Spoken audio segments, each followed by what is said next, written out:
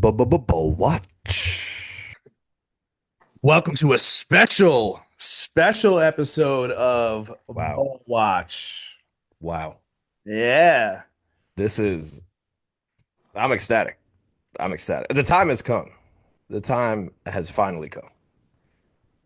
For those of you who are not watching yet and who are only listening, we are joined by our Bull Watch insider, Ray Maurer. Clap it up, clap it Clap up. it up for that. Clap it up Oh, for the lab. thanks for having me back, fellas. I mean, it was No such a problem. blast last time. It's time to talk some NFL draft. How could we not? The number one insider in the game. In the In game. the game. This guy And is all business.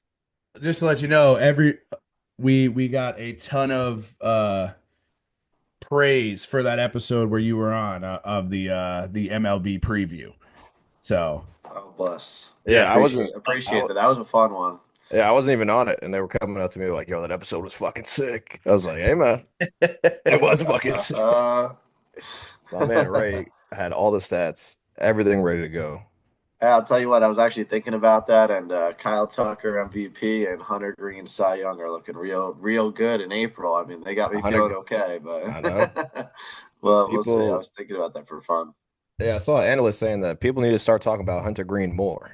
So Dude, seems like number he's the one real deal. fan. we've been we've been on that train. Oh, We've been shit. on that Yeah. train and My this fault, big dog.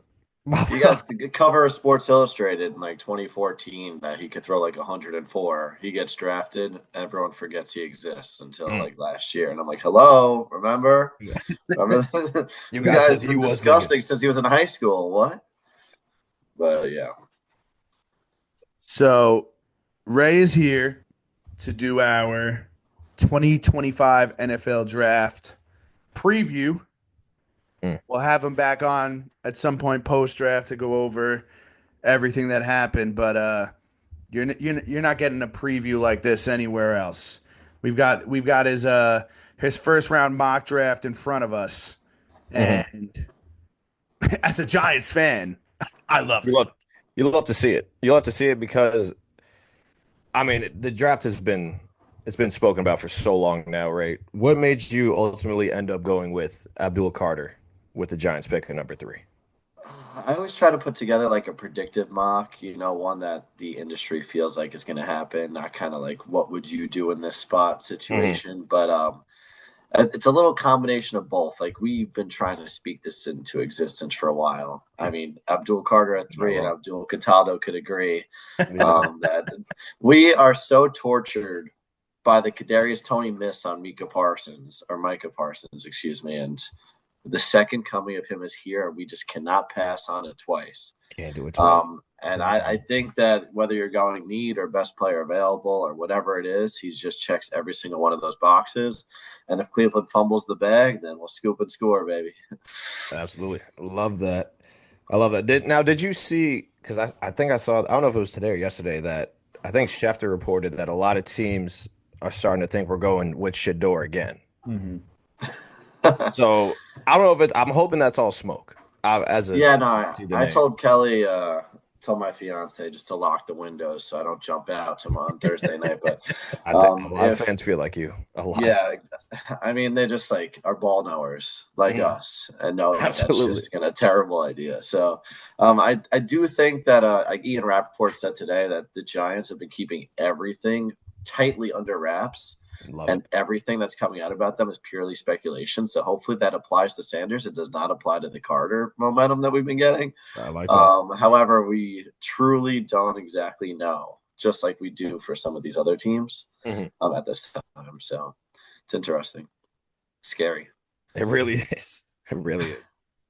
Now, I know as you said, a lot of things have been kept tight, it seems, but some reports were coming out that the Giants may trade back up into the first round to take either Jackson Dart or there was another QB that I'm forgetting right now that I'm sure you know. Uh, Milrow.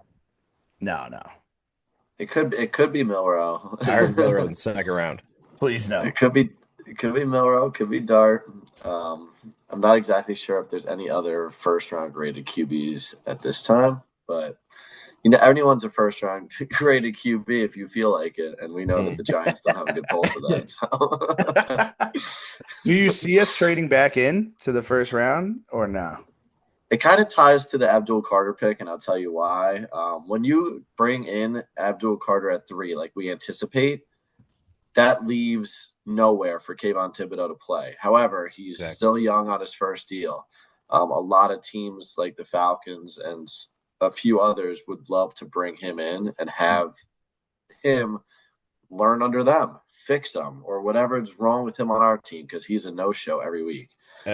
So I think that there's a real opportunity that you could tie Kayvon to a second-round pick and be able to move back into the first and gain a later, like a fifth or something like that, and be able to get Carter and the QB. If you do get Carter and you keep Kayvon, then like why? Like I don't see that fitting at all. And he's such like a podcast and head case too that he's not going to love it. And it's just we're trying to get away from that bad energy. And I don't hate my boy Kayvon. I'm a fan when he shows up. It's fun, but it just feels like we get Carter, we move on from him. We could trade back up and do some of the stuff that you were talking about, get creative. Oh, also Minnesota is not interested in staying in the first round. So you can see that the Giants coming back at 24. It's like a 15-pick jump, so you might have to tie the second to Kayvon there. But, it's going to be interesting.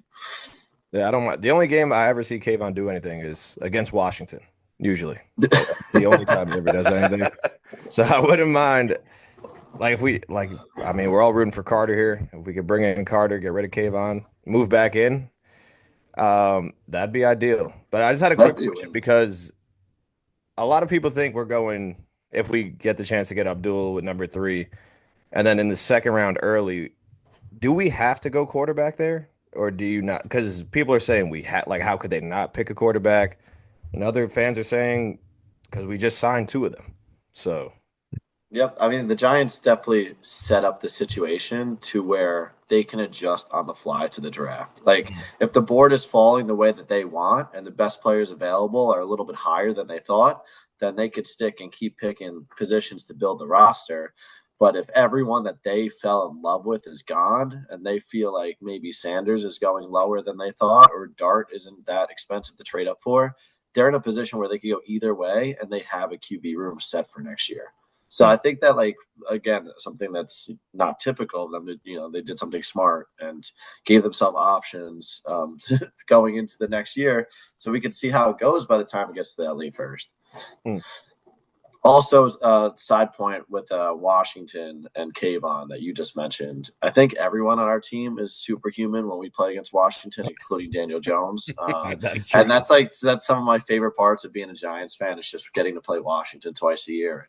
I know that they made the Final Four and blah, blah, blah. Who cares? We scored 3 touchdowns against them and allowed none this year. Yeah, we were absolutely dominant performance by us this year in NL. Yeah, we were Malik Neighbors drop away from beating them. Yeah, or like a million other things away. Yeah, that's also true. Which is very good. A kick or something like that. Maybe you hit one of those extra points. But yeah. Well, looking at their first round mock draft here, you've got Cam Ward going to Tennessee. That seems that's a lot across the board. Yeah. Yep. Travis Hunter to Cleveland at 2, which not that I think he's probably going there too. I don't know what Cleveland's going to do with him, but I feel like I guess they gotta take some type of playmaker there. But is there anyone that you see dropping? Or like something we should keep an eye on that reports have come out was originally looking like possibly top 10, now might be falling late first round, even into the second round? Yeah, I think for your point there, just quick on Hunter, there's a lot of momentum there going for him at 2. The Browns aren't keeping it as tight as us. They definitely had some consideration for Carter or maybe even the QB there. But it seems like that they just want to fix their wide receiver and corner problem at once, and whatever group is more of a need, they're going to go either way with him and get some star power in there. So that's why the Hunter pick is there. As far as your question for droppers, I think that Tet McMillan stands out. I mean, I think Ted McMillan has a little bit of prospect fatigue on him. He did nothing wrong throughout the process. He did nothing wrong during the college football season.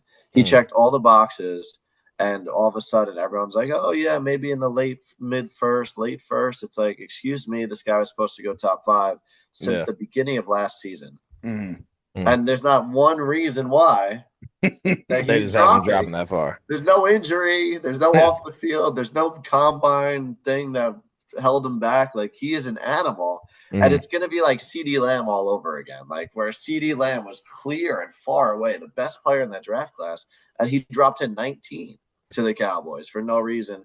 That might happen again with McMillan, because there's a couple homes here for him, including the Patriots at 4.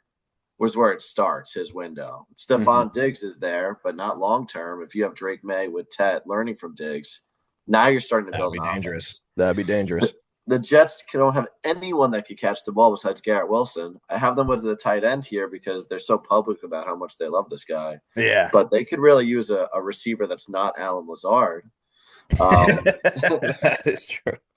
Yeah, it's serious. And then, like, even the Panthers at 8, like, I know that they have to build a lot of things, and they just took my country boy from South Carolina, Leggett, last year. Leggett. But Leggett's not like a true one. Like, Tech could really open up everything for that offense, and you could pair him with Leggett, and it would work a little bit better. Coker in the slot. So those are like 3 homes in the top 10 where Tech should be going routinely in mocks, and he's not, and I don't get it. So I think that's going to be real interesting to see. Yeah, that's actually because I also saw another mock today where he also went to the Cowboys, and his comparison was just like yours. They said there's another CeeDee Lamb. So yeah, I don't know if I want him in our division, but I've been seeing that as well. Not too sure why he's dropping there, like you said, but because I've been seeing his highlights. The only thing I saw bad from him was that he said he doesn't like to watch film. I don't know if that was the end all be all, but. He said he just plays. I mean, he's a dog. Have you seen his highlights? He's a freak. Yeah, that's true. Oh, I know. He's a freak. Doesn't like to watch. Hey, that's enough to turn a couple teams off. So you might hit the nail on the head right there. But the Cowboys, I think, are definitely going wide receiver. I think there's an illusion around Dallas, and you guys will like this conversation. And we talked about this a little bit with Rob last weekend, Nick, fellow Cowboys fan. He knows how bad the roster is and how bad it's heading.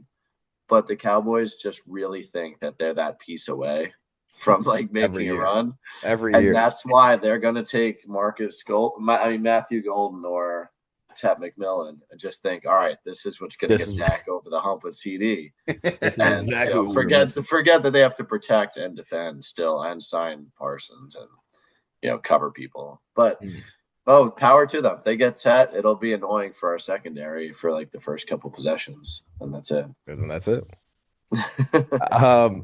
I had a question about Ashton Genty. I see you have him going to the Bears at 10. I've been seeing a lot of Raiders at 6, but you got Shador going there. Yeah, so there is those 2 guys we definitely need to talk about because they're 2 of the most interesting guys in the draft. Genty was fantastic to watch last year. Every time Boise State was on TV, it was on my TV. It was just so fun. I would miss like 10 minutes of the game, and I'm like, all right, they're 5 minutes into the first. Like, I missed the first drive. It's like, oh, he's got 88 and a tutter already. 4 minutes. I'm like, damn it! I just sat down. I missed it all. But his over-unders were like at 170. I was like, God damn. Yeah, 170. Just cashing the over every week. Every time. It doesn't. We can't speak enough about how much Genty should have won the Heisman. Just because of what he did with the Mountain West Boise State team in the college football playoff, making the top 4, winning the conference, getting to the playoff, winning a game, and had no other recruits on his team. You guys can't name the quarterback. I know you can't. No. Who even is that? They have no prospects on defense or offense, just this one dude, and he went that far by himself. But Travis Hunter had like a very average receiver season and a couple pass deflections, and they're like, "This is the guy." We'll never. I don't know when the next time we'll see a small school like that dominated by a running back. Maybe never. But as far as your draft question, sorry for the side. No, it's all right. It's okay. I love the size. Ashton Genty, a couple homes for him there. The first one that's interesting to me, again, the Patriots. At 4 is definitely the ceiling for him. Um, they have Ramondre Stevenson, that's fine, but their coach now is Mike Vrabel, who coached Derrick Henry for a long time and just was immediately benefited by having a running back carry that team to the playoffs with a Tannehill or whoever, or Zach Mettenberger, whoever else was playing QB for Tennessee. They were always in the playoffs with Derrick Henry back there.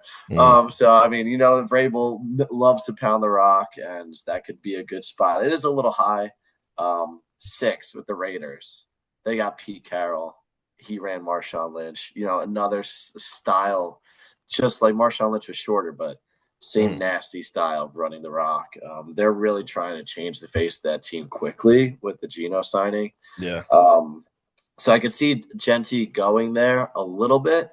However, I went with Shador there because I don't know if you guys remember all the smoke late last NFL season where the Giants and the Raiders were competing for the 1 pick.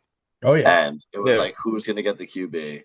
And Sanders is driving by the Raiders stadium, posting about it. They're talking about it. Raiders fans are calling for him. Like, everything is perfect. They win 2 games in a row, and everyone wants to riot because now they're going to miss Sanders. Well, guess what? Sanders' stock dropped.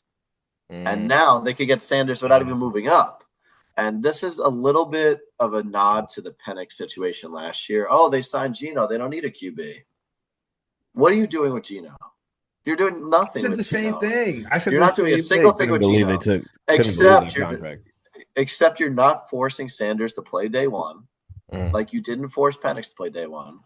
And Kirk Cousins signed a 4-year deal even, and they still did it. This deal is shorter. They'll still do it. I think that it could be a good situation, one that they wanted all along, kept under wraps, and they signed Geno to play the Kirk Cousins role. I like Sanders in that situation there. I don't forget about all how, like, you don't just like stop loving a prospect, that much at least. For sure. So I think that Genty could play there, but gotta have a plan B in this league. Yeah, no, that's true. And I actually love Genty to the Bears. Like, that young core they're gonna have on offense is gonna be dangerous. I saw something crazy at 7 with the Jets where they would trade like Breece Hall for like a 3rd and a 5th and draft Genty instead. So that they would have Genty plus the more draft picks. And I was like, damn, that would be wild. I mean, the Jets fans would be pissed because they love Hall. They would be. The rookie deal. But for us in the league, I'd be like, it'd be nuts. I remember Billy sent me that, one of my friends that's a Jet fan. He was like, I'll just kill myself now. Yeah, they don't want to get rid of Hall, but they don't want to get rid of Hall. And that would be crazy. Fix the Jets' problems. Listen, that would be crazy. I don't know why. There's a Breece Hall. I mean, he hasn't had that great of a career. His best year was his injury year. I know he's been overrated in fantasy for sure. But that would be crazy. I just thinking again, talking both Shador and Genty here, because like you said, there's a lot to say about them. Last year, like you were saying, when every time the Raiders would lose, Shador would tweet out, "Thank you, God," but the Giants would also lose. So it was like, is he tweeting about the Giants? Is he tweeting about the Raiders? I guess we'll find out come draft day. I guess we'll find out. Yeah, he wore those Giants cleats. The Giants cleats. Game and they didn't score. They didn't score at all. Terrible bowl game. Terrible. I was like, please God. Oh my God. Most of the Colorado games are terrible, honestly. I mean, they didn't really beat anybody ever, that whole regime. And then they're like, hang the jersey in the rafters. And it's like, for what? We'll retire both your numbers. Even though they had a Heisman Trophy winner and they didn't retire his number. But they got Aura. That's why it's going up. Aura. They had the celebrities on the sideline. That's what they did. That was terrible. Oh yeah. Did you see Genty's letter to teams and GMs? So I saw an article about it, but I didn't read the letter itself. Did you? Yes. Let me see if I can find it real quick. Because I had it. We discussed it on one of like the last week's episode. The letter was cold. The letter was cold. It honestly would probably make me draft him number 1. Here it is. Here's the letter. I've got it right here. So it says, I've taken the long way. I'm done with that way. If you pick me, it's simple. I'm coming to your franchise to do what Saquon and the Eagles just did. I'm Mm. coming to win big soon. It's tackle football, and tackles in all caps. He goes, it's tackle football, dot, dot, dot. You know what I'm saying? I draft the guy they can't tackle. Thank you for your time, Ashton Genty. That's cold. I That's would draft cold. the guy you can't That's tackle. cold. That is cold. And there's a lot of good reports about his personality and the way that he would fit in locker rooms. So like, you can't draw up a concern about this guy at all. And regardless of the position, like, I mean, how like that's what I'm saying. Like 4, it's not ridiculous. It's really not. How about maybe we bump it up to 3? I've been here before. Been there, done that. Been there, done I've that. played this game before. Please. Yeah, we played this game before. I actually loved every single second of that game. But Agreed. so, Agreed. it was You're not a wrong. positive experience You that know? worked out very well. But everyone slights us for it all the time. I'm like, okay, Mm. that was not a bad pick. That was actually a great pick. You had to pick him. You had to. Had it was fantastic. Had a great time. All right, so we spoke about some, a prospect or two falling. Like you said, Tet McMillan. Is there anybody that you see that hasn't been spoken about, I guess, as much as top 10, but you could see somebody making that move for him? Like going up for, man. I mean, definitely like one of the dudes I mentioned before that really helped his draft stock was Matthew Golden. I think I got him with the Seahawks right now at 18. There's a couple teams in the low 20s that can like use that last piece to get him over the edge because those are the playoff teams that got knocked out early. Golden really helped his stock during the combine. Like was tested like an absolute freak. And definitely like a team like Washington that's just all in right now, but they just have Terry, like can go up and get Jaden Daniels, a guy to grow with like that. That would not be ideal for us, but that's definitely something that's in the range. The Packers, we've heard noises about like getting a wide receiver, even though they have so many very average receivers. Buffalo made their move last year. Kansas City's probably done, but the Chargers, the Packers, and the Reds are the Commanders Also got 3 teams that I would look out for to go up for a wide receiver. Gotcha. the Commanders also got Debo, right? They signed him this year. Commanders got Debo. Okay, right. What did this? So Real Debo bad. got like what he got? He got a 30 mil for his 400 yards last year, and then he had like 600 the year before. I didn't understand that deal. I never drafted him in fantasy. He's a nightmare to have on your team, except if the Niners are playing Philly or Dallas, he is literally a god sent from the heavens to just literally destroy those two Always franchises fries repeatedly. Always. Always. He flies the eagle against Philly. But besides those two things, he's the most overpaid wide receiver in the league today and doesn't get enough smoke for it. I like that take. I do like that. And take. he's overweight. He's a big boy. He's a big boy. He was good on that Netflix doc, though. I gotta respect that a little bit. So we have. Well, I've been seeing a lot of Jet fans because I believe this draft is pretty deep in the tight end position. But you're saying they just love Tyler Warren so much that they're drafting him. I've been seeing maybe offensive lineman there, the tackle from Mizzou. Yeah. I've been seeing him there in some mock drafts. But you think they're locked in on Tyler Warren? So at this time, I know for a fact it's going to be Membu or Tyler Warren. And I also stand on business there. You just mentioned it too. Like it is so clear. And they need not only protection and pass catching, but like on the right side particularly, because like the rest of their line is basically figured out. They brought in Fields there. If they get Membu, he would be able to grow with Fashiono on bookends for a while, no matter what happens with Fields. If the tight ends class is as deep as some people are saying, I think it's a little top heavy, but I'm not going to claim I did a ton of work on the mid-range tight ends. Gotcha. I think that taking the right tackle would be the move for me personally, but Tyler Warren, like they see last year's miss on Brock Bowers. Remember the Jets were at 10 last year and Brock Bowers was like the guy, and they had a chance to go up and get him, jump the Bears or stay and pick him, and they just opted not to. And even though that had nothing to do with Rodgers' terror that he rained on them this season, they do see like the impact that that kind of player could have for a team that literally was one of the worst teams in football, the Raiders. But Brock Bowers still was like a one-man offense. Stud. So if Tyler Warren could be like anything, a better blocking version with just as good hands and athleticism, similar to Brock Bowers, the Jets are going to be infatuated with that kind of player. Try to get two birds with one stone. So that's why I lean that way. I gotcha. You know, I could see them taking Warren. I was just wondering because I've been, like you said, I've been seeing Warren, Mambu. I would do Mambu, man. I really would. I mean, he's like 6'3", 332, I believe, on the specs. I mean, that's just an absolute specimen. So yeah, that would be nice to really, let Justin Fields do his thing with Breece Hall and a really good O-line. Then you only need Garrett Wilson and Malachi Corley, and that's about it.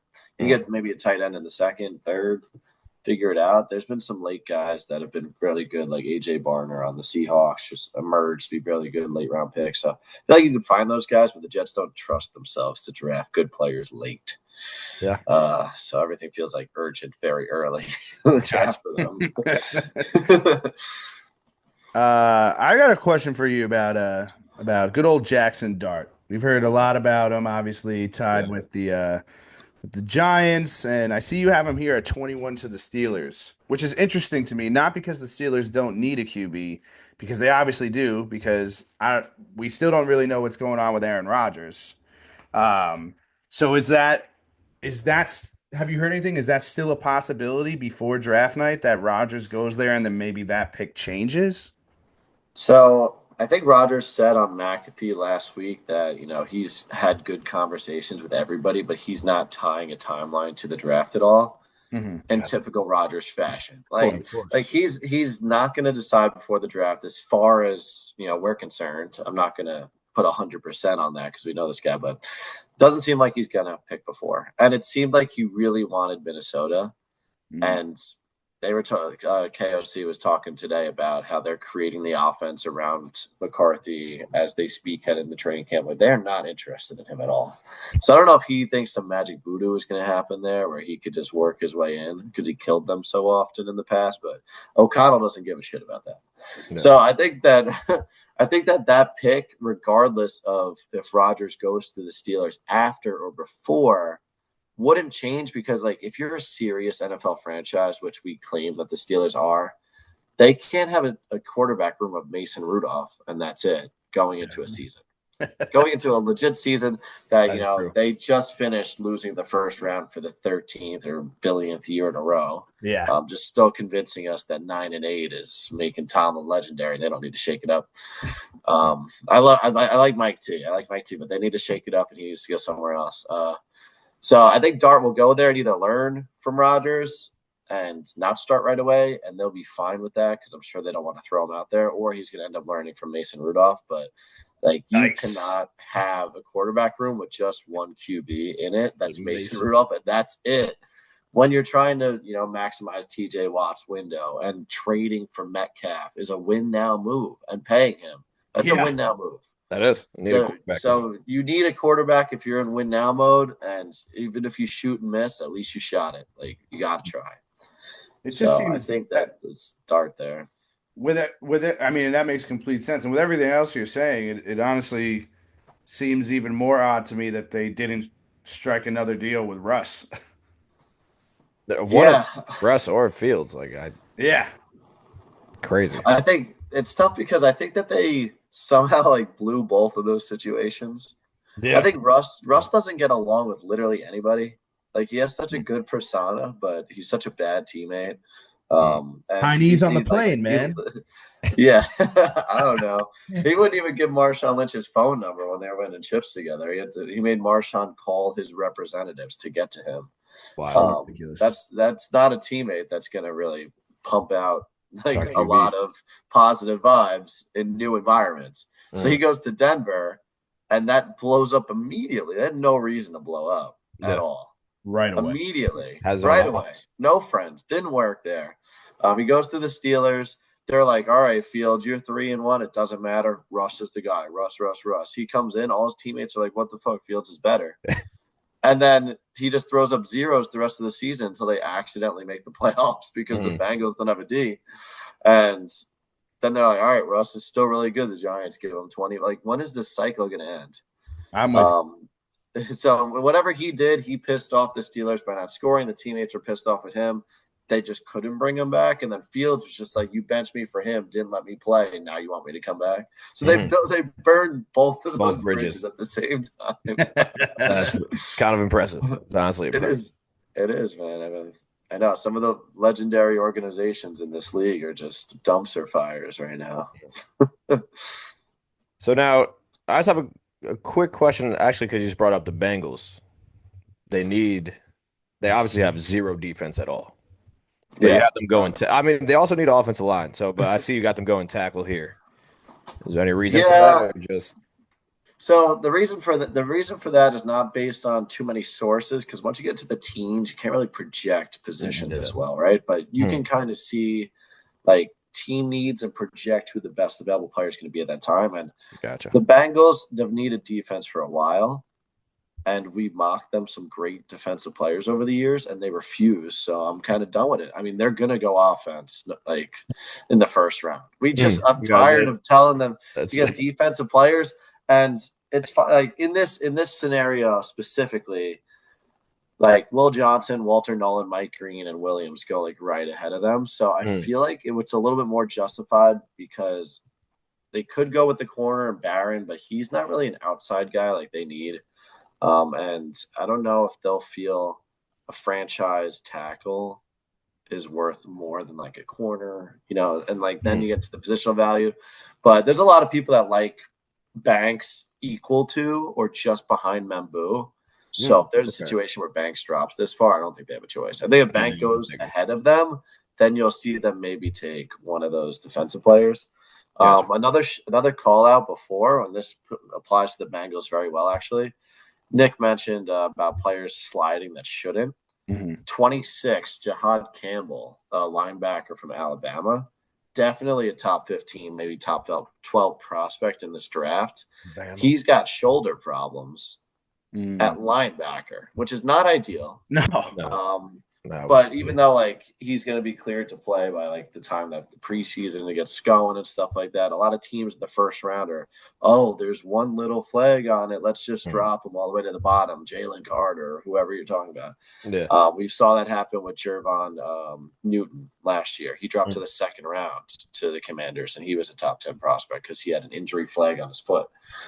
So Campbell is going to slide a ton, and if the Bengals really want a captain sideline to sideline, like revamping their defense from the middle, they would go with Campbell there if Banks is gone. So I think that's another guy to look out for if they would do what we would do, and that's give the Bengals a defense. That's true. You're in win now mode. You're the Bengals. If he ends up being hurt and it doesn't work out, you shot your shot. But if it does work out, that could be the piece that changes the Joe Burrow's prime. So you got to take a chance, I think.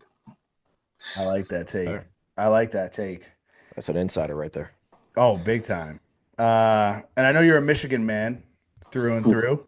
I see you've got 4 Michigan players going in the first round, which I'm sure is hype for you. But I do have a question about Jacksonville.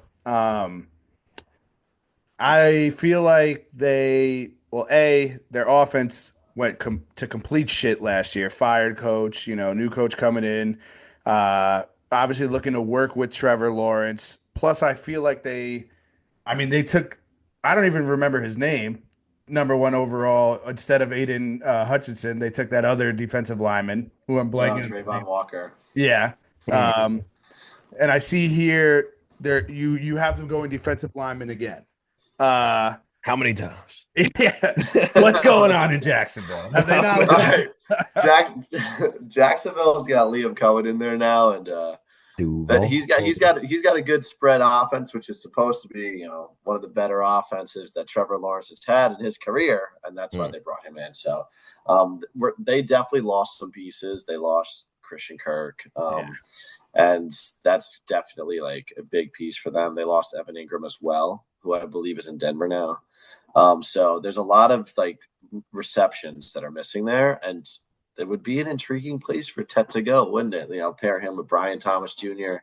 and stuff. The reason that we have Mason Graham there is because of what they're telling the industry by their actions. They have a giant hole in the middle of the defense. They have Walker, they have Josh Hines Allen, and they have no one in between them. And they had chances to get DTs in any level, even if it wasn't like Milton Williams all the way down. They got not a single interior defensive lineman during free agency. And they're not going to roll out a team with a hole in the middle like that. So they obviously seem to want to address that during the draft.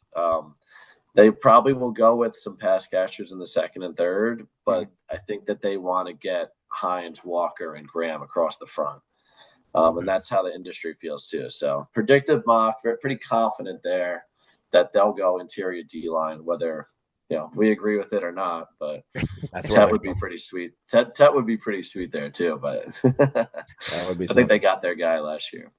Okay, yeah, they did. This is an animal. That man is a beast. He is a beast.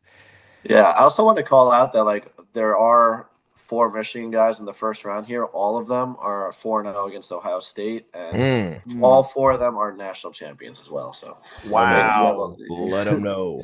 You just got to make sure that talk that talk. If you didn't hear it the first time, undefeated. I got one more question about Will Campbell. So is there any way he's not the first lineman off the boards because of the concern of his small arms? Oh, he definitely could not be the first tackle off the board. I think that a majority of the industry has him ranked as the first tackle. But like I said, all 3 of these tackles are elite. I think that the only reason that I have him going there is just because of match. M'Bou is definitely way better on the right side. So if you're a team like the Jets and you need a right tackle, then you would be taking M'Bou over Campbell every day of the week. For sure. The Patriots have concerns on the left side big time. And that's why Campbell is more there. But it's some other teams, even the Raiders, let's say Campbell doesn't go there and Genty or Tech goes to the Patriots, and then the Raiders are we need to go O-line. Their right side. They have Colt Miller on the left. So they would probably take M'Bou over Campbell, and you would see Campbell fall pretty fast. So, that's a good point. I think that tackles are interchangeable based on whatever flavor you like. All right. Very nice. Good to know, Ray. My last question in regards to the first round, before we talk maybe a little second round and then Giants draft beyond. Because I know we talked some players falling, we talked some players rising. Is there any, trade or big trade that you could possibly see happening? I know we already spoke about potentially the Giants trading back in or not to the late first round, and you said Minnesota has no intentions of possibly staying in the first round at 24.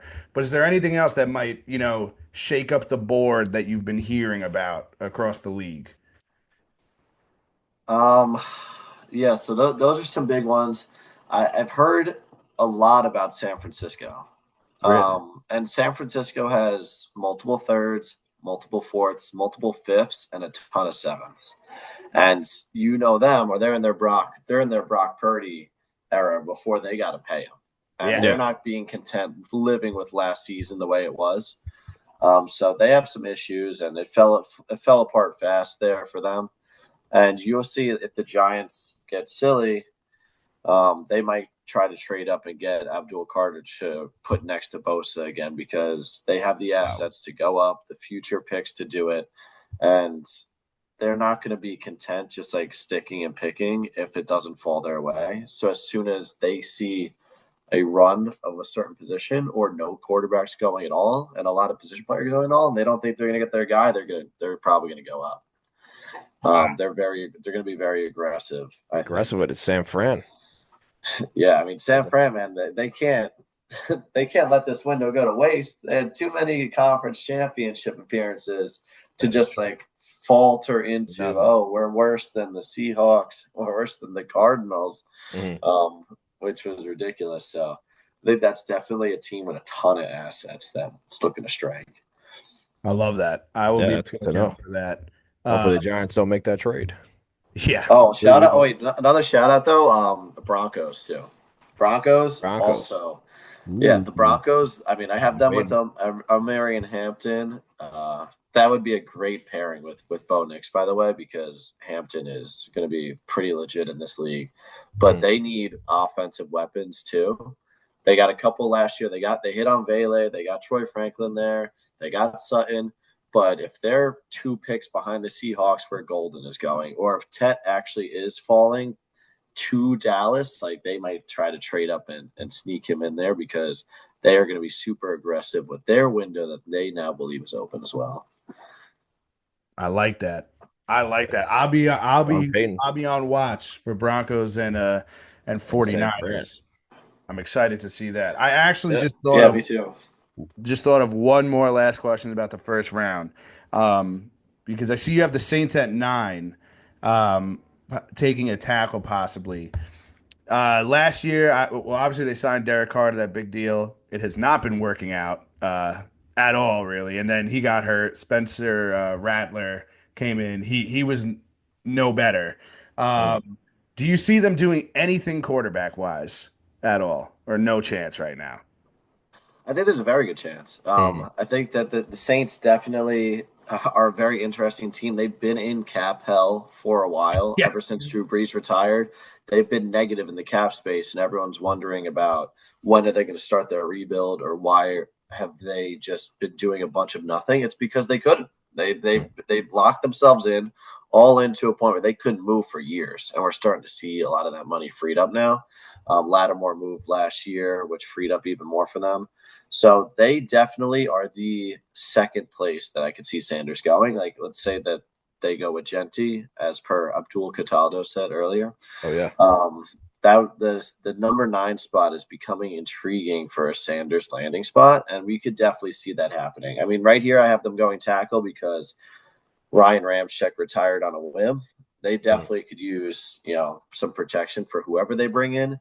You could see them trading down with someone like San Francisco or with the Broncos that are trying to jump some of those teams and getting Jackson Dart later if they want to, if they're comfortable with him in the mid, getting Yeah. some more capital and a QB.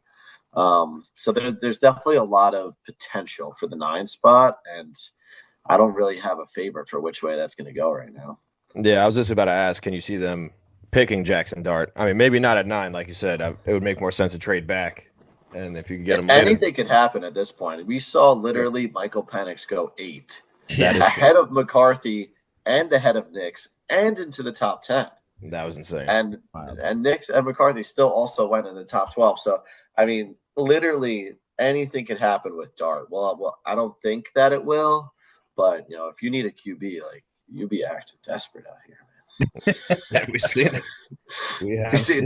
These GMs are feeding, Yeah. feeding. Very true. Well, I love that. I don't know if it's going to shape up. I don't know if this draft is going to shape up to be, I feel like, as wild as almost last year's was, like with all the QBs that we're taking, all the merry-go-rounds. Mhm. But I'm getting more excited by the day, especially after hearing you saying about some players that could be falling or rising, the trades that may happen, and wherever these QBs end up. So I think it should be good, especially for the first round. Now, Yeah. as far as second round goes, I mean, I probably won't be watching it. I'm not going to lie. I'll probably be watching the NBA playoffs. But is there anything, because we'll talk some Giants, but is there anything big there going on that you see possibly happening that might make some news aside from Giant stuff? I think definitely the top is going to get shaken up because we already talked a little bit about teams that are going to be coming back in potentially, depending on how people are falling. I Mhm. think QB is going to be a very hot press topic there. Yeah. Jalen Milrow. Jalen It's Milrow. my I mean, guy. he could literally go anywhere from that end of the first to I the was about, top yeah, I of was the about to second, ask you, and do you whoever think wants him will get him. do you think there's a chance he sneaks into the first? I know we're talking about the second, but I do think that because you always have to remember, and Lamar Jackson was the most recent example of this, I believe. Um, you get that extra 50-year option on your first round picks. So if you can get into the first round and you don't have to give that much up to do it at 31 and 32, you can get your quarterback with an extra year on the contract for not that much more. And a lot of teams, if they're going to take a quarterback early in the second anyway, would rather just have that extra year of security. So if Milroe is the guy, and it is a guy for Cleveland, is a guy for the Giants, is a guy for the Saints that are 9th in the second round, the Saints could just go tackle, blah, blah, and then throw Milroe in there, bottom of the first. Like, there's a lot of potential because, like, we're talking about borderline quarterbacks here that might make the first, might not. That also includes like a lot of steam around like Will Howard too. A lot of people like him. What about the Louisville quarterback? I've been seeing he's like the highest rated out of some GMs. Yeah, Tyler Shaw. Tyler Shaw. Wait, didn't he have a fucking terrible throw? Yeah, he tried to do like a Mahomes like sidearm thing, and it was like a duck. I mean, it was one of the worst throws I've seen. I mean, Shao he's old, man. I mean, he's about to be 26. So we saw 2 old QBs go last year, and it kind of worked out. So, redshirt senior is not really going to be a concern there. I don't think he'll get all the way to the first round, though. Another Brandon Weeden we're talking about? Brandon Weeden was 27, I believe, when he got drafted. Man. Oh, wait. Was he 29, I think. Yeah, 29. God damn. He was 29. Get a job.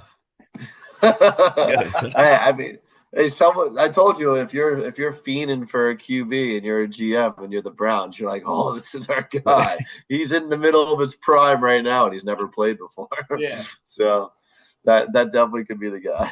Oh my goodness. Also, early second round, another name, and I don't know if you guys remember this name from the college football playoff, but Cam Scatabo. Oh yeah, Cam Scatabo. Arizona State, baby. Got that Arizona State. Yeah, that guy literally is going to go very early in the second round or mid-second round, and he's going to be basically on which team wanted Genti and didn't get him. They could still end up with Scatabo in the second and a good pairing with whoever they ended up with the first. So I think a lot of teams are going to like the fight and the chip on the shoulder that kid has, but he runs hard. And that's like another second-round name that is going to be very interesting. And the pair of Ohio State backs obviously can go anywhere from like the second round to the fourth round, and it'll be interesting to see what happens with those two guys. Very interesting. I like that name. I was wondering where he was going to go. So mid-second round, high second round, I like that, bro. Sign him up, man. Abdul Carter and Cam Scatabo. I'll take it. Who else would you rather run in with Tracy for Arch Manning's offense next year? I mean, there we go. Seems like we could complete it right now. There we go. Finish it next year. But you have any also other you should. Round? I'm sorry, you should count up when we're talking about the first round. How many times each one of you said just one more question? Because I think it was like about 6. Oh, for sure. I just keep thinking of it. You could have just rattled them. You didn't have to preface the last question. You kept looking at the mock draft. It's like, oh shit, we didn't even talk about 9. Hey, what about 8 too? I mean, every team is interesting. They affect, like, every team affects everyone else. And another guy we didn't talk about, second round. You were about to say right before I cut you off. 2 receivers. We love talking about receivers. Fantasy, dynasty. Impact, offense, players. Luther Burton III from Missouri. I think I personally like him better than Golden, just on like on-field production that they've had. I know that Golden tested really well, but I think as like a pure receiver, that Luther Burton is going to be a little bit more enticing for me. I don't know if he'll sneak into that first, like that range of late round teams that we were talking about. Maybe the Texans, if they don't go tackle, they kind of want to replace Diggs there with Nico Collins or something like that. But Burden and Emeka Ibuka from Ohio State, unfortunately. A lot of second-round talent. It's on the second best team in the Big Ten. But they didn't win the whole thing, but I'm just ignoring that. Ibuka was like going to be a first-round pick last year.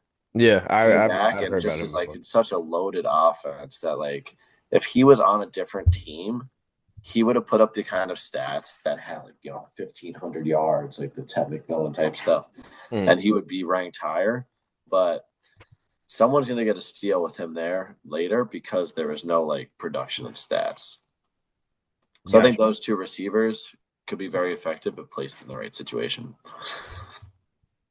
Yeah, like Love that offense was stacked. I know it hurts you to talk about it, but it was. Yeah, they took the play from our playbook, man. They make the seniors all come back, Mm, stick and come back. Don't just leave and go to the draft.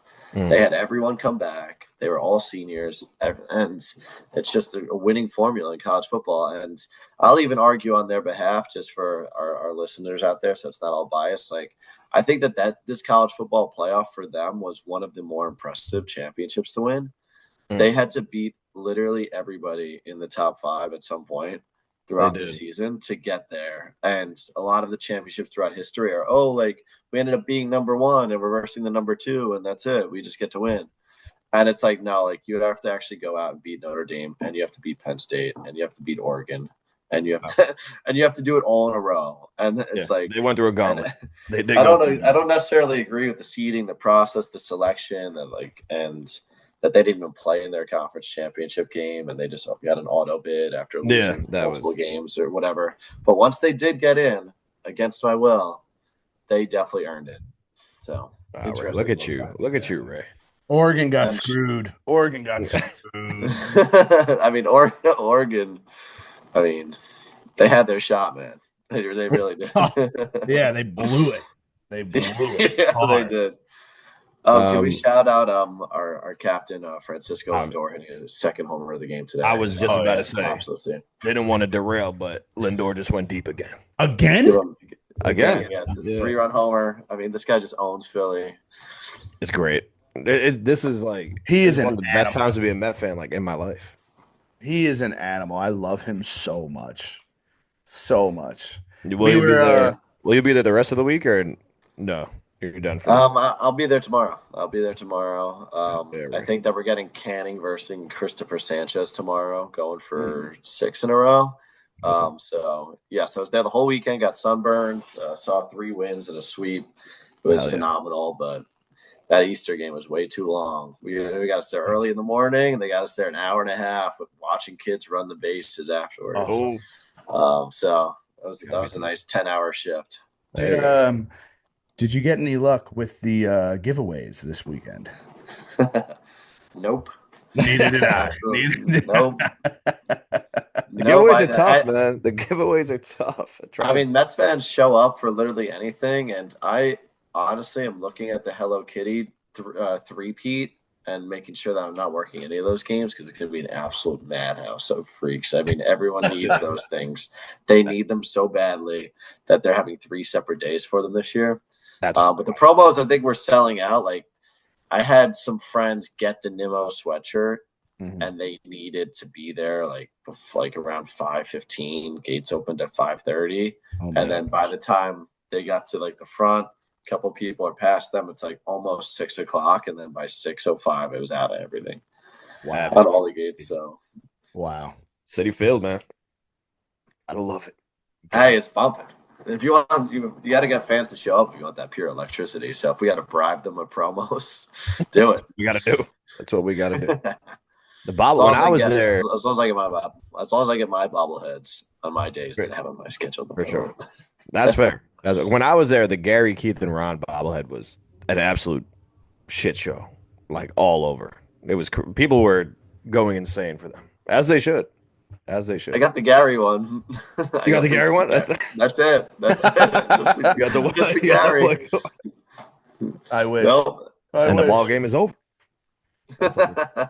That's all you need. Before we get into our starting five, which we'll do shortly, is there anything else that you see I don't know how many draft picks the Giants have in any of the later rounds or anything like that. Is there any other names that we should be on the lookout for them in rounds 3 through 7, or just anything you see them doing to pique some fan interest?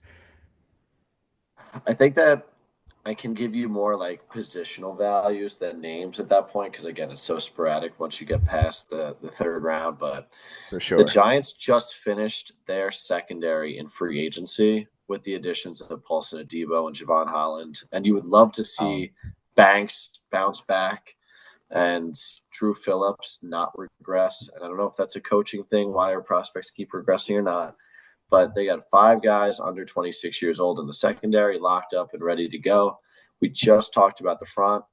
Don't know what's going to happen with Kayvon. If they take Carter, they have Burns and Dex. They definitely need to take another interior lineman to pair with Dex. That Mason Graham was talked about a little at that spot. It's too early for that. I don't think that they want to go interior defense that early, which means that in the second or third rounds, you're going to see one of those big names come off to be an interior lineman next to Dex. And there won't be a lot of pressure on him. I think Elijah Chapman is there right now, who was a big riser last year, but you still need depth. You need rotational depth. Like people come out every couple of snaps. If you want to truly have that elite defensive line that we have on paper, you need to stuff it with depth. Like the Jets 2 years ago. They did not have a star pass rusher. They had the number 1 defense in the league. They had 7 guys that were all exactly the same skill level, just never tired. And the Giants are missing that right now. So defensive tackle is something that you'll see them address. And also they will get another tight end at some point. We mentioned the class a couple times. Daniel Bellinger is there. Theo Johnson they got last year. I don't think that they believe in Bellinger as much as they have in the past. Theo Johnson should take that jump, and they will give him the opportunity to, but they will bring in somebody in the middle rounds to compete with him. Okay. So I would look out for definitely defensive tackle and tight end being addressed at some point. Love it. I need that. Yeah, we need some big boys. That's what I'm saying. Bring them on. Find a contact sport. That's Any wide receivers to go with Neighbors, or are we just sticking with Slayton and the crew? So I have this dream, right? Okay. I have this dream, and it's Tez Johnson from Oregon. I would love if Tez was on our team. He just came over and was electric. We have not mentioned him. You have not seen his names in the first round. After Bo Nix left, he did not produce as much. I don't know if he got injured this year. He might have missed a couple games, but Tez Johnson 2 years ago was one of the top prospects. Fantastic receiver. So fast, so shifty. He's like if Wan'Dale Robinson was a little bit taller and a little bit faster. I think that would work so well opposite Neighbors as like a hybrid X and Z. I mean, a Y and Z on the right side. Tez Johnson, please. Johnson. Nobody else talk about him except the Giants, please. I'm not trying to put. That's how I'm talking about all these other receivers. Exactly. Just get them out put them out into the universe. Bring us Tez. Yeah, bring us Tez. You don't think so it's not Jalen Hyatt's breakout season? I'm curious for the 30 for 30 on Jalen Hyatt. Like, absolutely held. I just don't know. It's insane. I mean, him in Tennessee was a dog, but I mean, I guess maybe he just didn't translate to the NFL, or we just don't use him the right way. I guess it had to be something. It had to be a vendetta. It had to be something. And he won 2022 wide receiver of the year. I think that's called I forget the name of the award. But he won best receiver in the nation 2022. It was a steal in the third round for us. It was hype. Phenomenal. I was hyped. You would love to see him get a chance on a team that can't score to play a full game, just once. And like if he dropped a shit ton or whatever it was, fine, done. You have to get on the jugs machine before you can get more playing time. But we haven't even. This guy was there every week running one go route, it not working, and they're like, "You dropped it, you're done for the week. That's it." And then I'm like, what do we do? Like, were we good enough that we couldn't risk a guy going out there and getting a shot? Yeah. So, I mean, I don't know what he did to get in that doghouse, but I haven't seen a doghouse like that in a while. Yeah. I really haven't. You're right. That 30 for 30 is going to be special. I just don't want him to go to another team, and you already know he's going to flourish. And it's just. I kind of want him to, though, right? I mean, I guess at this point, if we're not going to use him, I guess so. But I would, like you said, I would just like to see us use him in a game for the full game instead of just 1-2 go And routes. if he sucks, at least we know that he sucks. But we still Exactly. don't know if he's good, and it's been 2.5 years, and we don't even know if he's good yet. Like, how could that even be possible? I don't know.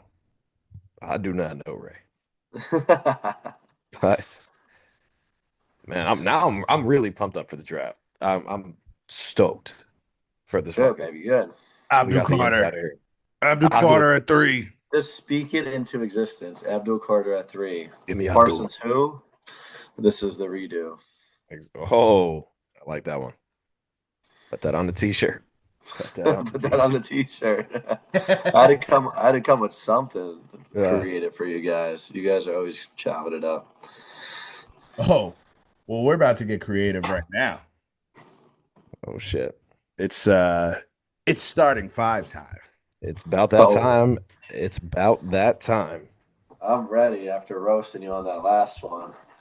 Yeah, you did win. The results haven't been posted yet because there's still a couple of starting 5s to get up. Once all of them are up, then it will be posted. But I can't even win not in the game because I lose the game every time.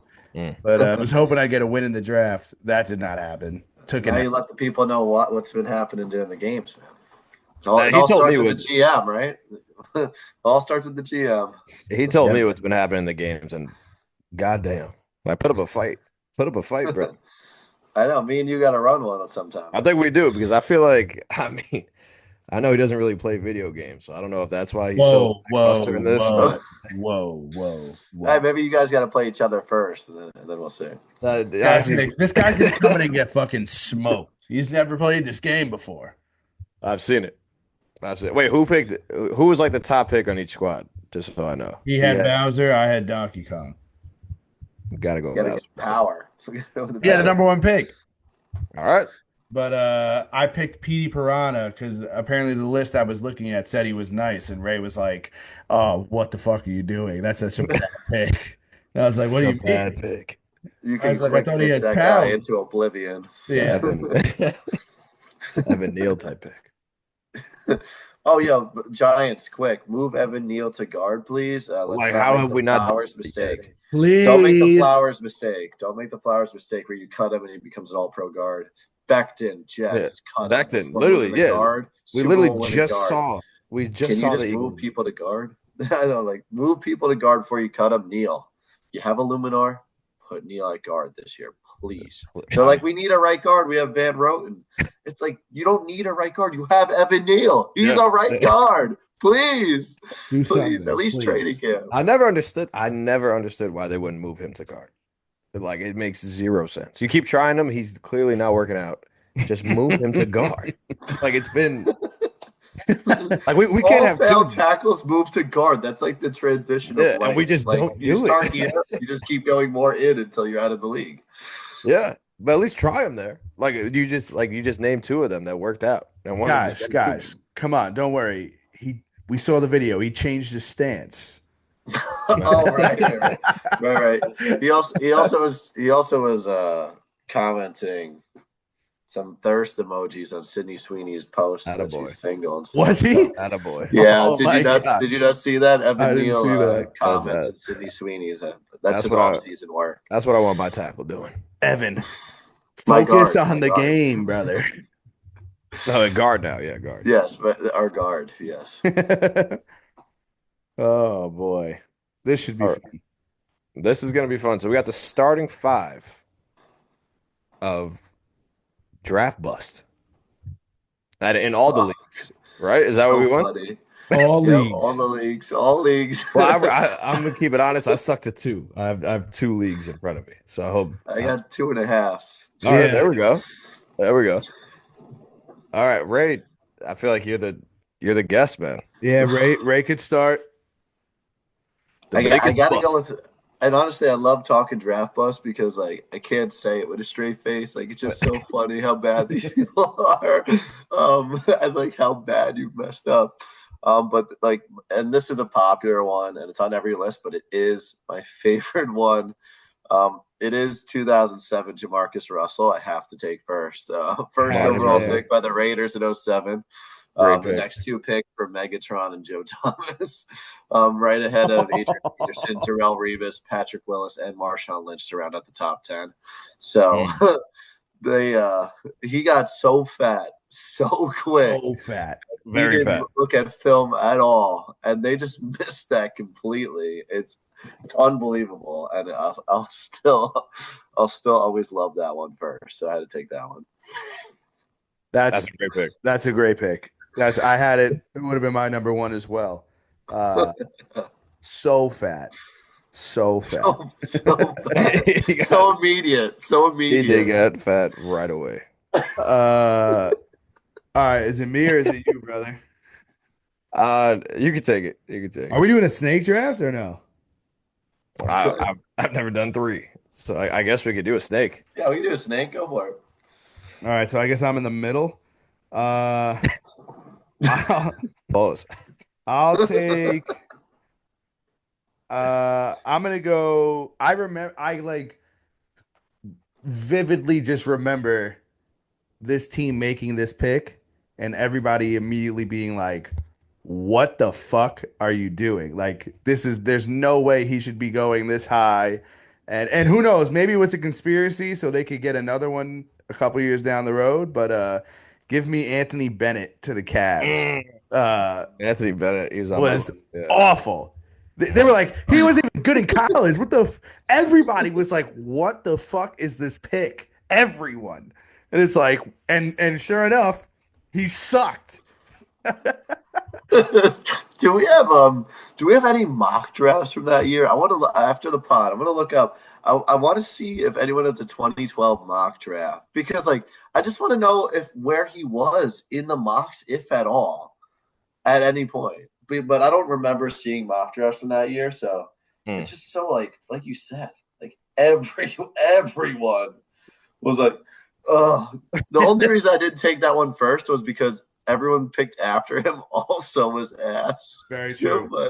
But man, that Bennett moment was like when you said we're doing draft bust, I was like, all right, Bennett, Russell, like right off rip. Like, that was crazy.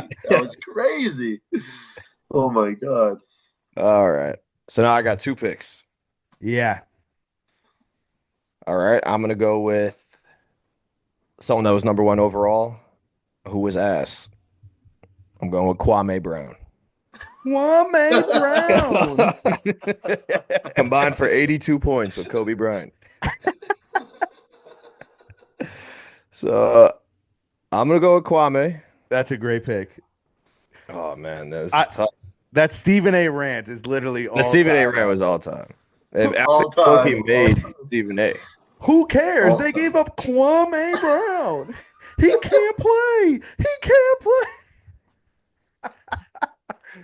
Oh man. And I'm gonna go with another number 1 overall who was picked before KD. I'm going with Greg Oden. Fuck. Greg Oden, God. also a tough career. Just Thought I ass. It is funny to think just because of how hyped up they were and how ass they were in the league. But I had to go with that. I had to go with that. I can't handle this segment. It's so funny. Just a draft bust, man.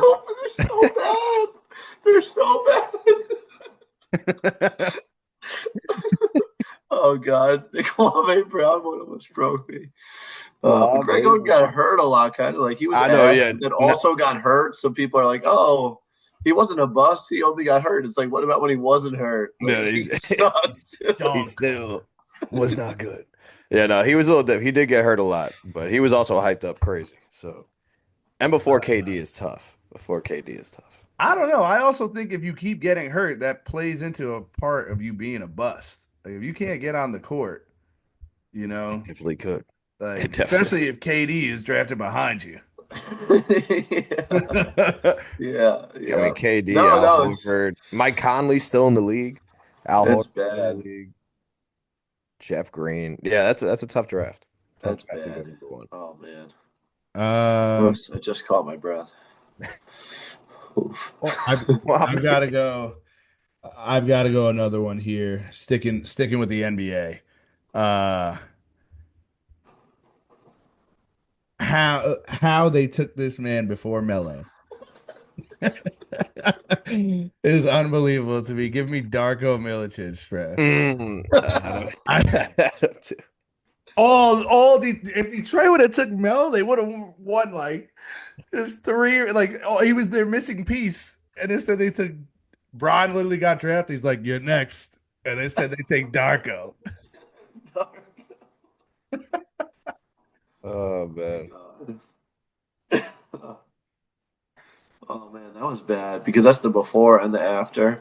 And listen, I got one that fits right in that same category next. I'm gonna go deep in the bag here a little bit. NFL, 1989. Um, Going back a little bit. First overall pick was Troy Aikman that year. Mm.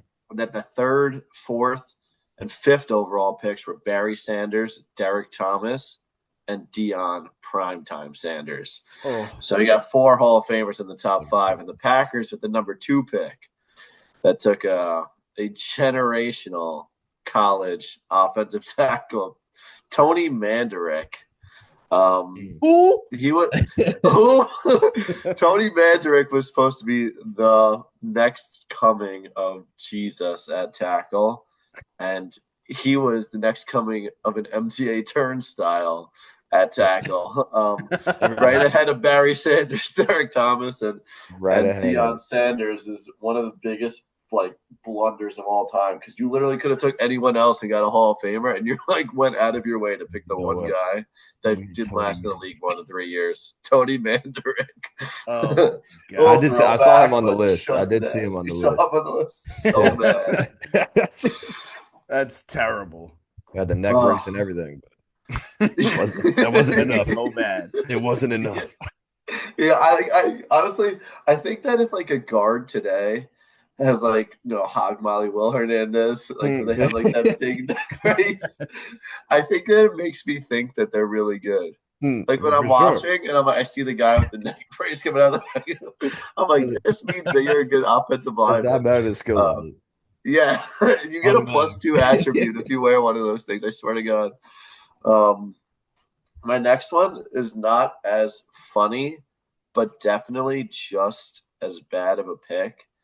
1986, a year that we all love. Mets and Giants titles, obviously. The Celtics, they did not like this year particularly.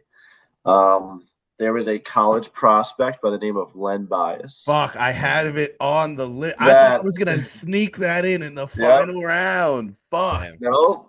Len Bias, second overall pick in the '86 draft, played against Jordan, UNC, college rivals, back and forth a couple times, outscored him even. Was joining the Celtics in the middle of their run with Larry Bird. They got blessed with a second overall pick. They get Len Bias. He's hyped about it, does tons of coke, and dies the next day. And that's a tough one. That's a tough one. Okay. It's a tough one because it's man, it's not really the Celtics' fault, but it's definitely his fault. I mean, you can only do so much of a drug that I've stopped feeling bad for you, and he definitely did that amount. And I don't feel bad for him at all. But I do feel bad for the Celtics because that was a terrible pick. They obviously did not do their research or drug test this guy at all because apparently he did doing coke a ton before that also, and he was a chronic user. So that's going to go as one of the worst picks that really could have stopped Jordan's reign completely if they used that second overall pick completely with Larry Bird. That's a phenomenal pick. I really thought I was going to sneak that in late. But yeah, definitely a bust. Got it even play the game. Bust. I'm going to go with another player who also used a ton of drugs and completely was a bust in the NFL. Give me Johnny Manziel. Good pick. Give me Johnny Manziel. Thought he was going to be great. No, actually, no. I don't know if I think he was going to be great, but I didn't think he'd be a bust like that. And boy, I didn't watch a single second of film. Anything. He was a bust. Yeah, that's a good pick. I have him written down here as well. Yeah, same. You can't talk bust Yeah. without Johnny Manziel. I thought I I was hyped mean, when it came out, man. I really was. I can't I hear feel you. like Got too much money in my ear. I mean, he literally invented the NIL before the NIL existed and paid like no repercussions for it. Johnny Manziel, honestly, and I'll talk about the beginning of my inside NFL draft career, scouting the draft was 2014. NFL Network put out a thing where it's like predict the draft and you get points and stuff. It's fun. It's like a pool. But if you finish like top 5 in the world or whatever, you get like prizes. Like, like if you win the bracket, you get $1 million if it's perfect or some shit, stuff like that. So in 2014, I was a junior in high school, and this is the draft of Johnny Manziel. Oh yeah. Also the Odell Beckham Jr. draft is how I like to remember it. No. And yes, and I put in a mock, was competing against my arch rival Mike Mayock at the time, and it ended up being top 5 in the entire country out of like 20,000 entries, and it came down to who Jacksonville was going to take at 3, if it was Blake Bortles or Johnny Manziel. And I was like back and forth between them all. I had like 14 right on the money, a couple one off. And it was just who's getting Manziel, who's getting Bortles. I knew it was Jacksonville and Cleveland. And I put Manziel at 3 and Bortles at 22. And I fell out of the top 10 into 11, and I didn't win anything. So I was a Johnny Manziel away from a $50,000 or second place prize that they were giving away. Oh my God. Yep. That was a disaster, an absolute disaster. But like, how could Jacksonville not want to bring in that exciting Johnny Money energy to their boring franchise? It ended up working out for them, and they were smart. But at the time, I was like, how? Also, do you guys think Manziel was going to be good? You just mentioned it a little bit. I think Manziel was like the funnest college player of all time, but I was like, there's no way he's going to be good in the NFL. Like, I felt like really obvious. Like, oh man, like that was a great ride, but welcome to Bus City, kid. Yeah. And then Cleveland took him. And then Cleveland, once Cleveland took him, I was like, all right. Any hope I did have is gone. What about you, Nick? I didn't think he was going to be like amazing. I thought he would be able to possibly hold his own, like a little, like just off his talent alone. Obviously, like college game doesn't not everything from the college game translates to the NFL game, especially with QBs. But I was like, it's Johnny Manziel, figure something out, at least a little something, and he did not. He did. I was so happy that he came out with that like documentary like just recently, a couple of years ago, like explaining showing his everything, career, the up and the down once it was all over, because we all wanted to know from his side like what went wrong. And he said one thing that resonated with me, and it was, I truly believed the more I partied, the better I played. And that was and he did believe that, and it did work in college. And he was just like, well, I'm in the league now, so if I'm going to play good, I better party hard. Better party the hardest. Genius. Genius. Sorry to sidetrack, but I feel like Manziel deserved a little chat there. No, he definitely did. He definitely did. And the fact that he costed you some money makes him an even bigger bust. I should have took him number 1. For sure. I'll never forget. All right. Is my pick? Yeah. I got 2. Yep. You have 2. All right. We were talking about going back in time a little bit. So I'll go back to the 1984 NBA draft where Michael Jordan went 3rd. And the guy in front of him was Sam Bowie. Nice. So with a draft where you had Jordan, because Hakeem was taken first. So you had Jordan, Barkley, Alvin Robertson, John Stockton. You go with Sam Bowie as the 2nd overall, who was a generation. The Trailblazers. Blazers. They did it twice. They did it with Odin and Bowie. They could just be a list of just the Trailblazers players. That's what your list is right now. Honestly, just all smoke with Portland right now. Yeah, so I'm gonna go with that one. Take him before Jordan is brutal. I mean, imagine being the GM that took it. Like I was like pitching for Bowie and was like, "Yo, we have to take him over Jordan." But it was a swing and a miss. It's a swing and a miss. And Horrible. just for just for recency bias and how funny his quote was when he did get drafted, I'm gonna go with Josh Rosen. Oh Because God. there was 8 people drafting in front of me. And there was people that I'm better. Oh I'm gonna my prove to God. everybody. My God, was he out after 1 year? And they literally drafted Kyler Murray the year after. So Now he's doing somebody's taxes somewhere. yeah, now he's on. I saw his LinkedIn the other day. So You got to respect the Cardinals, man. They were like, we messed up, and we that don't is give a true. shit. We're fixing it, and I Mhm. respect because teams coddle prospects for too long. Yeah, They try to just force their decisions to work out. And the Cardinals were like, absolutely not. I think Josh Rosen was my most hated player that year, for sure. Before he even got drafted, like not trying to gas anything up, like that guy, he had no right being drafted that high. There Mhm. was nothing you liked about him. He was not a leader. Like he was not. He wasn't even voted captain on his own team. And like that's like some draft day movie stuff. But Yeah. like that's the movie is based off of real things. Like if you're going to be a leader of an NFL franchise, you have to be a friends or a leader of your own college team. Mhm. Like you know what I mean? Like at least a little bit. And then like literally didn't care about anything at all.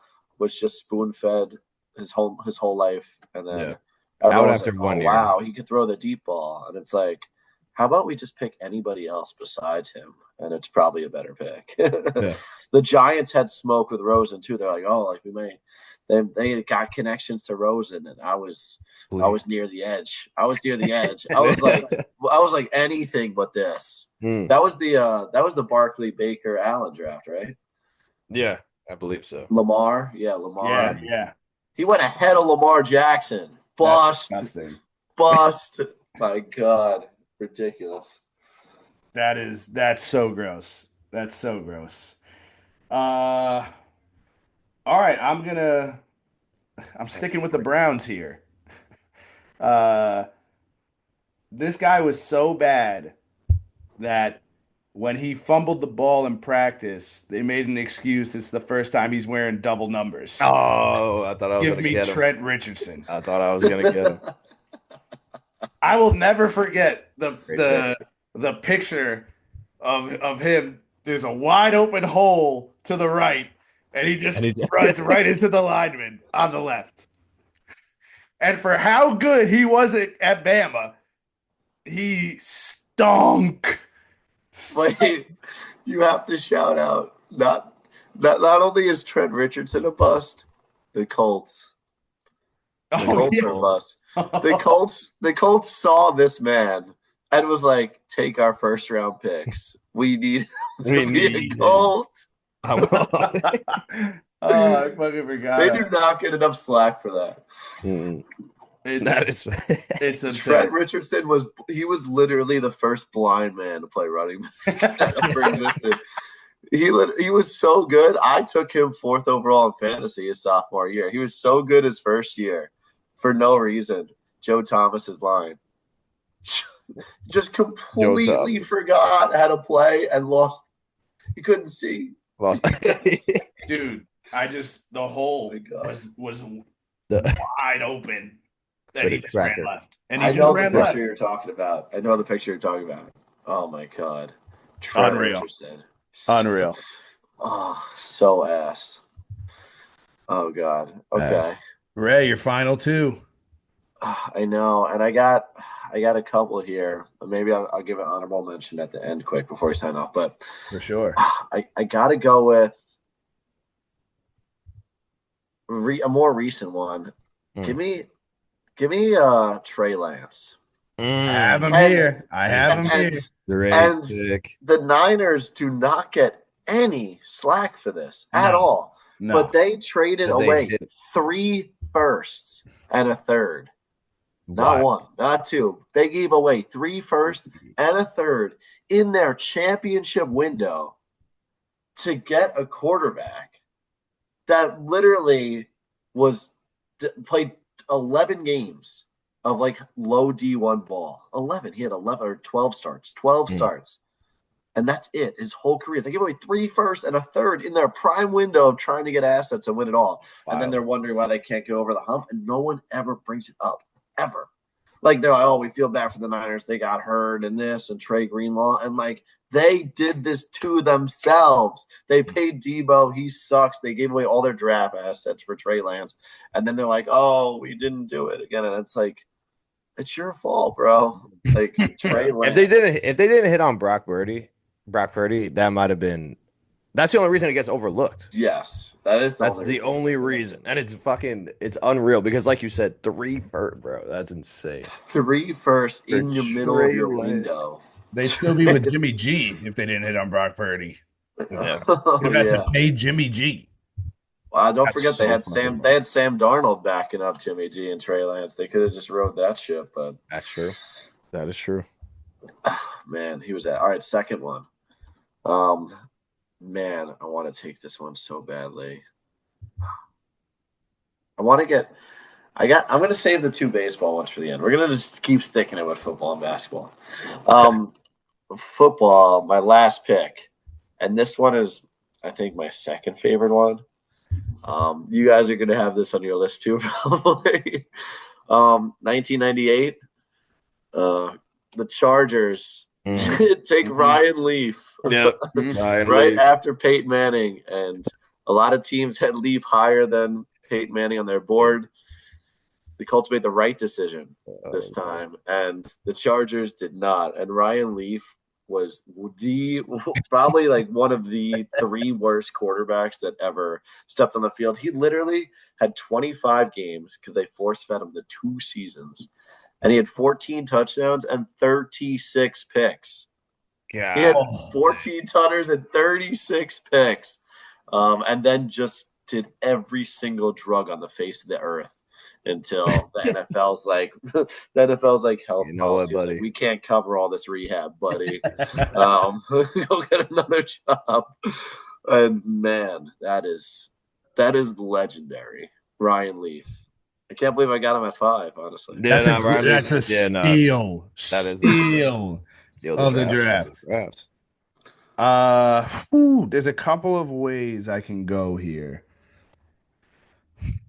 But I think I'm going to do it for my fellow can I even say this guy is a fucking bust? I don't know. Well, I will. I don't care that he won a ring. He was a fucking bust with us. Fuck Kadarius Toney. That guy sucks. That guy sucks. So bad. So bad. Wait, what are you talking about? You're talking about Young Joko, right? No, who? Young Joker. He's a rapper now. He's retired, and now he's a rapper. Yep, Young Joker. This is a Kadarius Toney hate podcast. Hate him. He had that one game with 10 catches and 100 yards against Dallas, and I was like, he's literally our version of Tyreek Hill. And then that was the only game that he played and did anything good. Yep.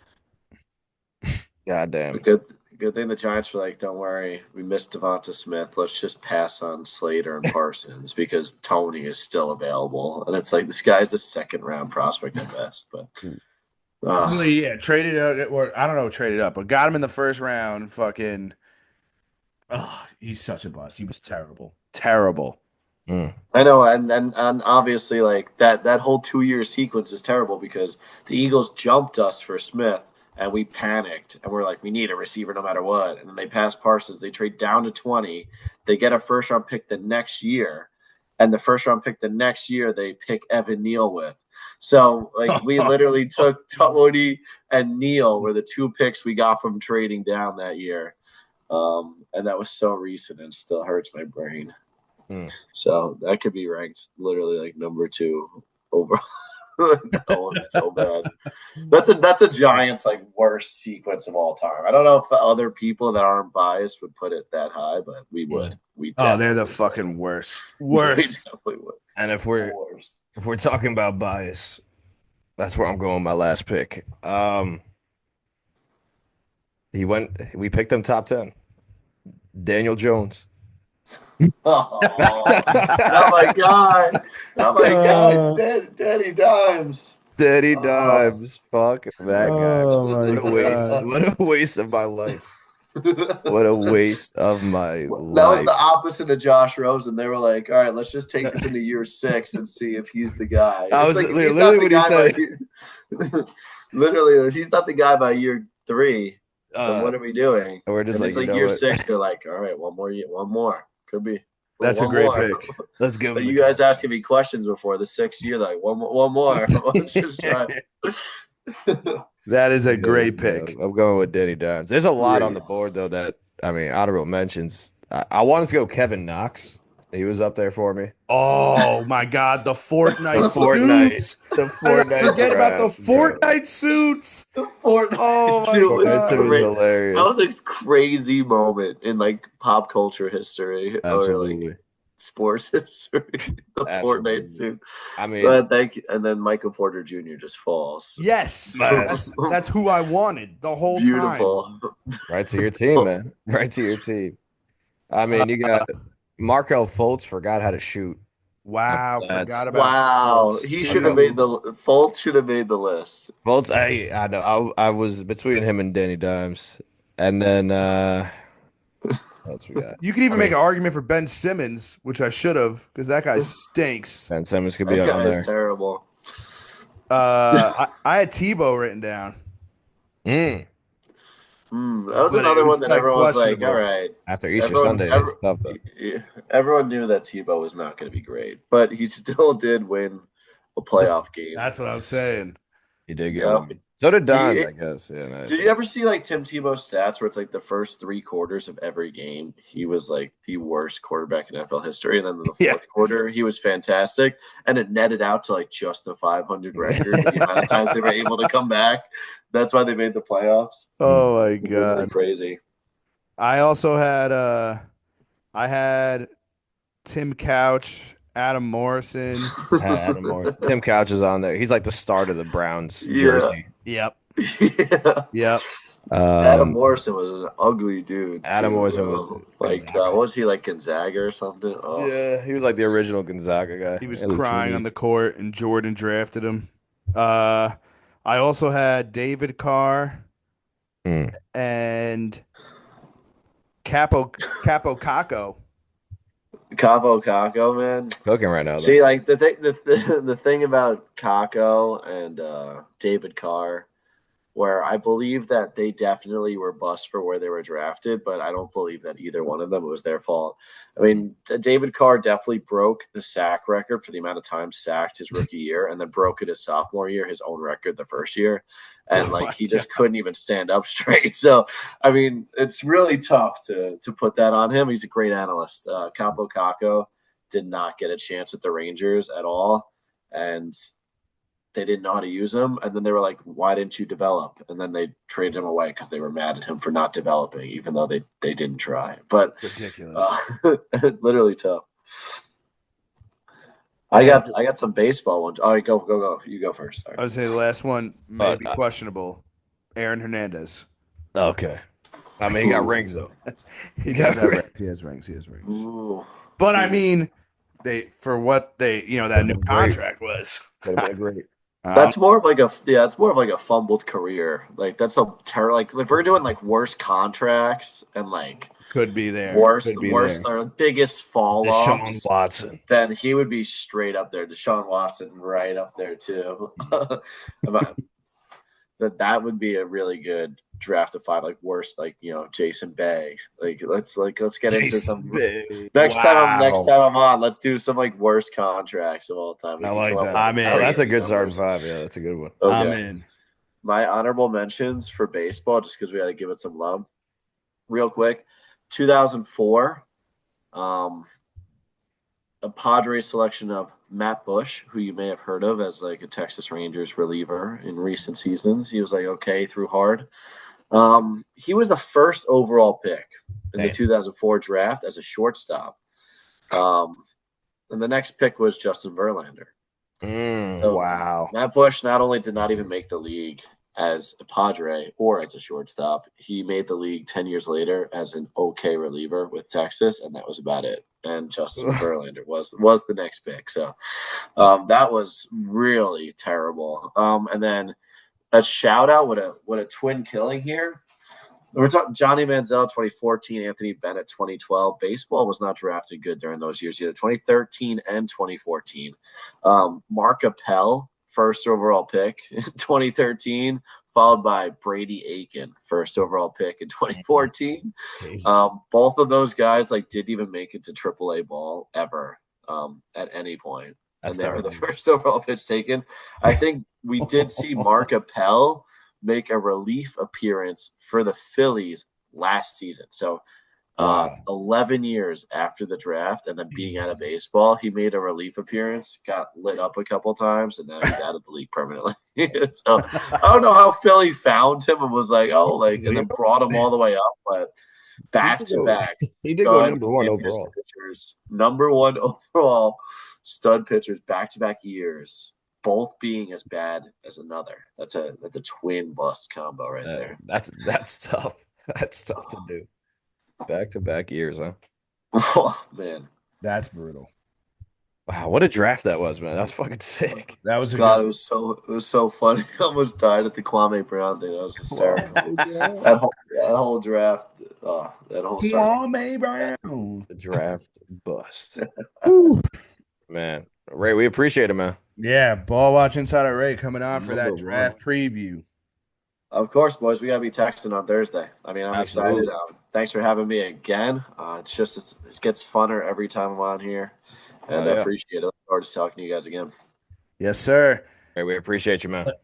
I know your Nuggets are coming on. Let's go Nugs. Yes, sir. Even though Vinny's a Clips guy. I'm a Clips guy, low key. Vinny's a Clips guy. Well, there's a title and 4 MVPs hanging on my wall that's in the way of the Clippers in the second round. So good luck. That's fair. Appreciate it, Ray. Thank you, man. All right. Later, guys.